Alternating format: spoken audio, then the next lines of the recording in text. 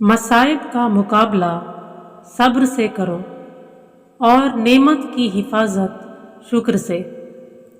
میزان عمل کو خیرات اور احسان سے بھاری کرو۔ ادب بہترین کمالات اور سخاوت بہترین عبادت ہے۔ اگر تو کسی پر احسان کرے تو اسے بھول جا، اور اگر کوئی تجھ پر احسان کرے تو اسے یاد رکھ۔ 4 چیزوں سے شریف انسان آر نہیں سمجھتا: باپ کی تعظیم کے لیے اپنی جگہ سے اٹھنے پر، مہمان کی خدمت کرنے میں، استاد کی خدمت و عزت کرنے میں۔ گناہ وہی کرتا ہے جسے گناہ کے عذاب کی پرواہ نہیں۔ خدا کی عبادت اپنی جان پر ظلم کیے بغیر نہیں ہو سکتی۔ فاسق کی برائی بیان کرنا غیبت نہیں ہے۔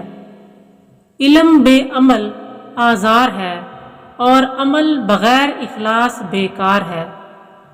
بخشش کا کمال یہ ہے کہ انتظار سے پہلے دے دی جائے۔ عورت سراپا شر اور خرابی ہے، اور اس سے بڑھ کر خرابی یہ ہے کہ اس کے بغیر چارہ بھی نہیں۔ دیدہ و دانستہ ظلم و زیادتی یا غلطی قابل معافی نہیں ہے۔ وہ گناہ جس سے پہلے خوف ہو اور آخر میں توبہ، وہ بندے کو اللہ کے نزدیک کر دیتا ہے، اور اللہ اسے معاف کر دیتا ہے۔ لیکن وہ گناہ جس سے پہلے اور آخر میں بے وقوفی اور خود بینی ہو، وہ خدا سے دور کر دیتا ہے۔